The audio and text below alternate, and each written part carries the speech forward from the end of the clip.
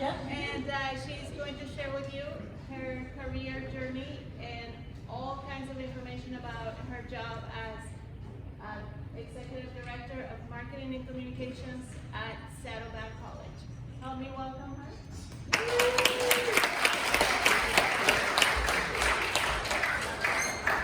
Okay, I don't have a microphone yet, but I'm a loud talker. Can you all hear me? Yeah. Okay, excellent. Thank you for having me. It's really good to be here. As mentioned, I'm the Executive Director for Marketing and Communications at Saddleback College. I kind of took a circuitous route to get to my current job, and I'm going to talk to you about that today. First off, a little bit about me. I'm the mom of a junior here at Woodbridge High School. She is in the audience. She can identify herself if she wants to. I will not be doing that. That's her back there. As you can see, I myself am a WHS graduate. I graduated in 1990, and as you can see, I have the hair to prove it.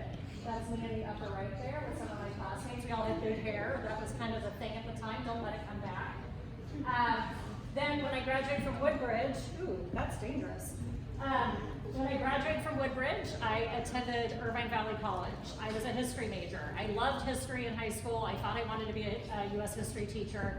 Changed course, obviously, but that's what I wanted to do, and I went to IBC. Then I transferred to UC Irvine, and I got my bachelor's degree there in history as well. And that's kind of where I changed my mind a little bit. I decided, I was always interested in politics, and I found out about a master's program at George Washington University in political management. So I moved to Washington, D.C. to get my master's degree, and then I had a career in politics for about 10 years. And then I moved back to California and started at Saddleback College. Okay, so a little bit about Saddleback College in case you don't know. We were established in 1968. We're a community college in Mission Viejo in South Orange County, and we have about 25,000 students a year. We're a really big college. Each year, about 3,500 students transfer from Saddleback to four-year colleges and universities throughout the state and nation. So our students transfer on to UCs, Cal States. We even had a couple students last year transfer to Princeton. So when I say they transfer to colleges throughout the nation, we really mean it. It does happen. We have over 100 degree and certificate programs in 5 schools, which are arts, media, performance and design, business and industry, health and wellness, STEM, and I'm missing one, humanities and social sciences. And not everybody transfers. A lot of our students come to Saddleback to learn a career. So we have a great nursing program. We have a great culinary arts program if you're interested in the cooking industry and the restaurant industry. We have an EMT program, auto tech, so we have a lot of career ed programs for those who might be interested in earning a certificate and getting a job right away as opposed to transferring to a four-year. We have championship athletic teams. Last year, our women's soccer team won the state title.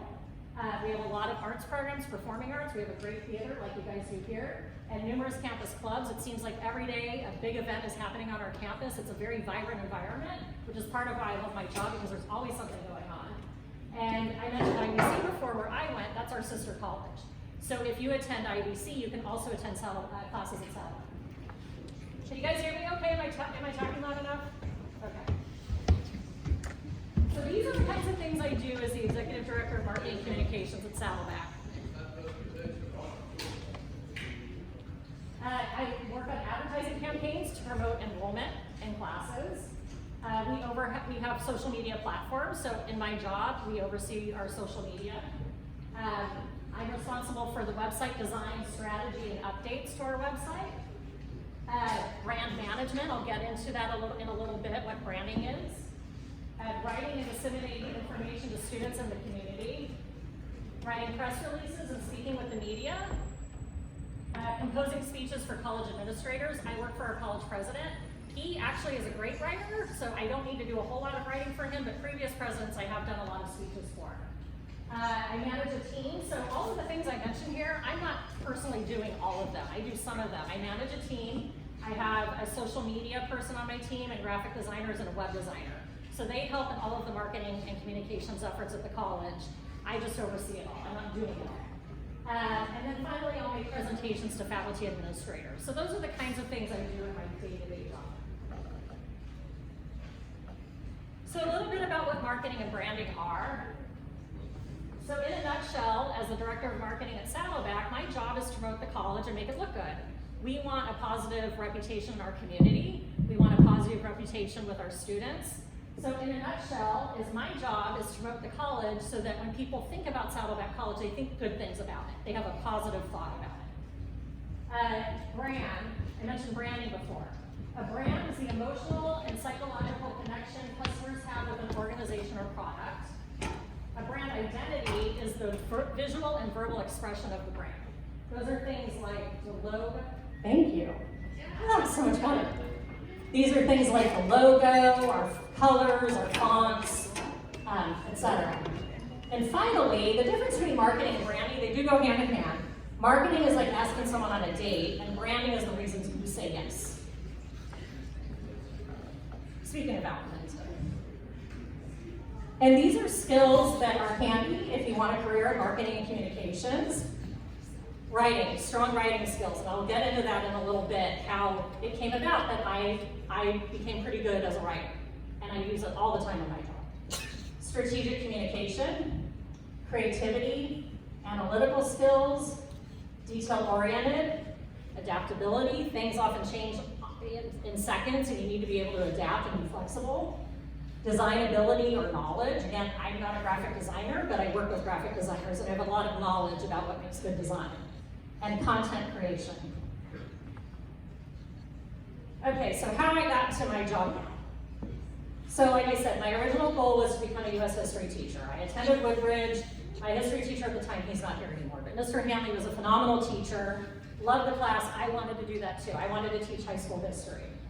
And I changed course. I was always interested in politics, and what happened was, when I was at IBC, I was doing history. Well, I want to back up a little bit, sorry.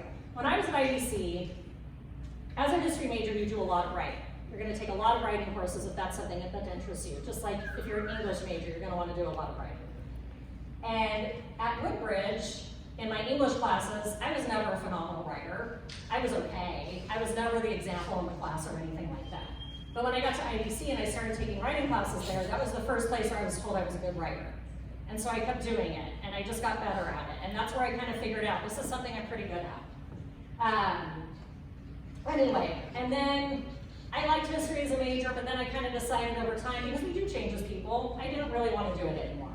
So I really liked politics, and that's when I found out about the master's program in Washington, D.C., and I moved there. And then my career in politics is really where I learned more about marketing and communications. I had a number of jobs there where I did different things, I learned a lot, and got a lot of experience there. And I always did what I loved. That was the important thing. No matter what I was doing, it was always something that interested me, and it was something that helped me learn more along the way. So in my political life in DC, I started as an intern in Senator Boxer's office. She used to be a senator from California. She's no longer in office, but she was for a long time. I worked with her for a little bit, got experience, and then I worked with a political advertising agency. And that on the side is a photo of an ad that was for Bill Clinton when he was running for president in 1996. The agency I worked at did ads like this. So these are the kinds of things I worked at a political advertising agency. We'd go on film shoots, we'd work on messaging strategy to connect with voters. So basically it was advertising political candidates running for office. With that, because I learned a lot about communication and messaging, I became a press secretary and communications director for 2 members of Congress working on Capitol Hill. And then in all of these roles, I learned a lot and honed my skills. So along the way, became a better writer, learned a lot about journalism and news writing, learned a lot about politics and political communication and messaging. So my advice for what it's worth, it's perfectly okay to change your mind. You're going to. Many people think, one day I'm going to be a doctor and I'm going to go to school and get my bachelor's degree and then I'm going to go to medical school and I'm going to become a doctor. And that's great. And that works out really well for them. Most people I know, it didn't turn out that way. There was a point in time where I thought I wanted to go to law school. The important thing is to always do what you like. Always find what interests you. Try to get a job in doing something that interests you. And learn the skills that help you get better at your job and take opportunities along the way because they'll come. So just keep doing what you like and those opportunities will come. And that's really it about my personal story, but I'm happy to answer any questions. And I think many of you came for the donuts, which I understand. So depending on how we want to do this, but I'm happy to answer questions first. Yes? What has been in your current role the most challenging parts of your job? And then on the flip side, what has been some of the most gratifying? All right, so the most gratifying and challenging parts of my current position as marketing director at Saddleback College. Well, the most gratifying is the mission of the college. So I do a job in which I get to do things that I like using my skills, but I work for an organization that I believe in because I believe in the power of education. So I'm able to tell the story of Saddleback College and our students, and I'm able, through communication, to help our students find out what's going on campus, point them to resources, etc. Some of them were challenging situations. Sometimes things happen at a college, you don't have control over what people do. So one challenging situation, this is where crisis communications became a big part of my job, which happens sometimes, is a student, basically, I hate to be gruesome, but this is what happened. A student basically lit himself on fire in a room in our building several years ago. So of course, this is something that the news media is going to be interested in, and we had to release information and trying to decide what can we release, what can we not release, because the student has a private life and we're not going to say everything there is to say about it. But we worked closely with the public information officer for the fire department on that. So that was pretty interesting. One thing, it doesn't seem like it would be a big deal, but we recently launched a website. And what's funny about our new website, and I love your feedback at saddleback.edu, the funny thing about our website is our students love it, and the people who've worked at the college, with me for many years don't like it because it's different. So you kind of have to manage like what students want versus what the people I work with want, and that can be kind of complicated. On Capitol Hill for politicians like Senator Spouse, what do you think has been is there anything unusual about politicians, good politics in general, something that you found interesting? Yeah. So the question is, did I find anything unusual about working for politicians? Was there another part of the question? So they're all normal people. Some of them are kinder than others. They're very busy people, so they don't have a lot of time to just sit back and talk with you. So that's kind of something you learn very quickly. Like, I'm not going to sit with the senator and shoot the breeze with her. She's a busy person. She needs what she needs from us to do her job. What else would I say about politicians? The ones I work for, I was very lucky because politicians can have a reputation of being kind of slick and dishonest. And the ones I worked for were really good people who really believed in what they were doing. They believed in public service and wanted to do good work for the people they represented. So I was very lucky in that regard. Yes, in the back. Most unusual part of my journey. That's a good question. The most unusual part of my journey. I would say this was unusual. So when I worked on the Hill, I worked there during 9/11. And at the time, we had TVs going on in the office all the time. The news was always on. So we saw the first planes crash into the World Trade Center. And then it crashed into the Pentagon. And we were kind of waiting and waiting for more information. We had to evacuate the Capitol because there were concerns that there was another plane that was possibly headed for the Capitol. We think that was actually true. It was either headed for the Capitol or the White House, and it ended up crashing in Pennsylvania. So we evacuated, and the member of Congress I worked for at the time, he had a house on Capitol Hill that was just a few blocks away. So we walked to his house, and we were just staying updated on the news the whole day, and I was working on a statement with him that day. Because part of being in office is you have to release news to the media. The media is going to want to know, what does this congressman think about what happened on 9/11, and your voters want to know that as well. So we worked on a statement together to release that afternoon, and it was just a terrible situation to be in, and something that, nothing like that had ever happened before. And what do you say? What kind of statement could you possibly release to talk about, what happened that morning? Anything else? Yeah, Claire.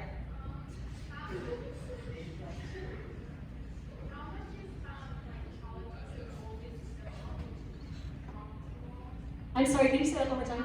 How much politics is involved in your job as an author? How much are politics involved in my job as a marketer? So that's a really good question. Because being political, so there's politics, there's a world of politics where people are getting elected and they're trying to enact legislation to affect change. Then there's the politics where you have to work with people and you have to make compromises, and you may not realize it, but you guys are probably a little political every day. And it's things like this. It's like, if you want an A in a class, you're not gonna be a jerk to your teacher, right? That's politics. That's like behavior. It's using behavior to enact change that you need in your own life, finding ways to compromise, finding ways to work with people to achieve what you want in the end. So community colleges can be very political places because you have a lot of people on the campus who have interests of their own. We have our students who we work for, they're our customers. But then you have the employees who have their own needs and wants. And we have what's called shared governance. Each employee group, I don't want to bore you with this stuff, but basically, you have people on campus that you have to work really closely with, and you have to get their buy-in to make things happen. So that's part of how things are political, is you have to work and collaborate with people to affect change.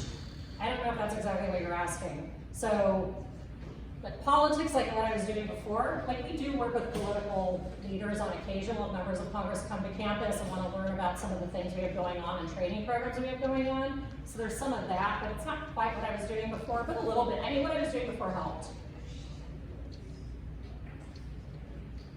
Anything else? Any questions about marketing or communications or advertising? Yeah. Psychology, yeah. So research. So so a lot of what we do is we sort of tap into the zeitgeist of how people may be thinking. So we'll use research to determine what trends are out there. We look at what kinds of things help people make a decision on what kind of college they're going to or want to go to. For some people, they know they want to go straight to a four-year and they want to become an attorney. For other people, they could do that going through community college too. For others, they may be the first of their families to attend college. So the psychology for them may be very different than someone, who's a fifth generation doctor and knows they're going to go to Yale and go to medical school. So yeah, you look at psychology for sure in marketing and different behavior and the kinds of things that might entice people to make the decisions they do.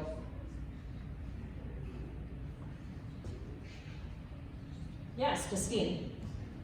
What is the process like when you're trying to make a brand for the company you're with? So you use a lot of research. Generally what you do is you might send out surveys to people to think about, to get information on how they think of you. You might do focus groups. You'll get people together in a room and you'll ask them to answer questions. We do that kind of stuff all the time. In fact, we were talking about that recently. So you guys know all about dual enrollment for IBC, where you can take a class at IBC and get credit here and credit at IBC. So we do the same thing, but IBC has really done a good job of getting into the school and being in the communications that are sent to students and teachers. Saddleback doesn't have quite the same relationships in our school. So we've been talking about, do we want to do surveys or focus groups with the counselors in our local schools and maybe some of the parents of the high school students to get their impressions of Saddleback College. What do they know about us? Do they know about dual enrollment? Do they have a positive feeling about the college? Maybe there's some areas we need to work on to improve how people view us, things like that. Yes?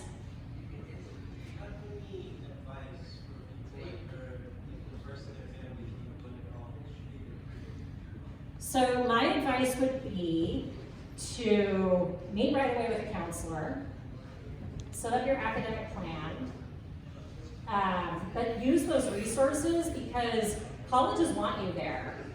And if you're the first in your family, I think sometimes people can feel overwhelmed by the prospect of college because they don't have someone in their family they can talk to about it. But we want you there. We want it to be a welcoming environment for you.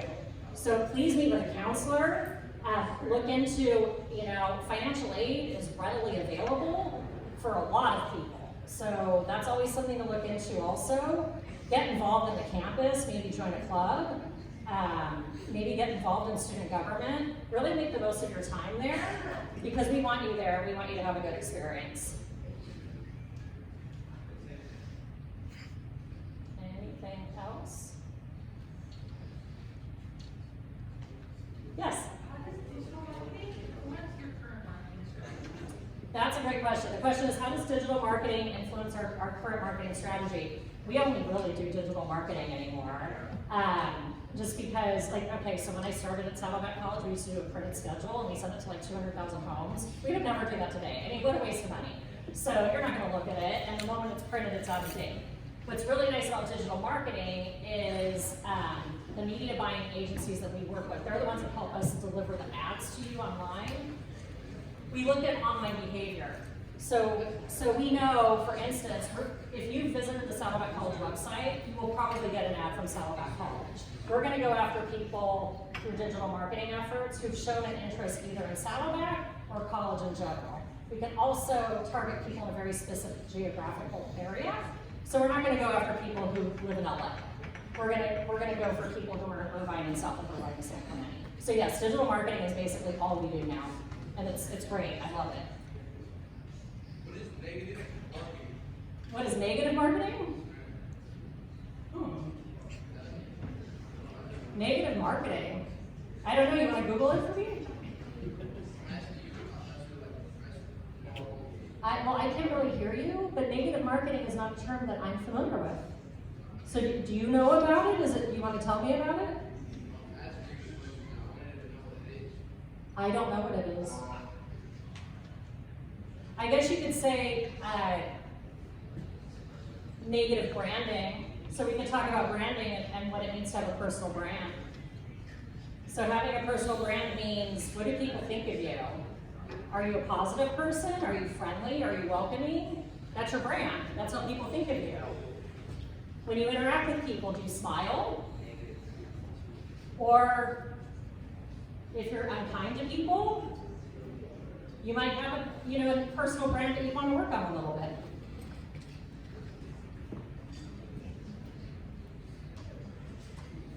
Anything else?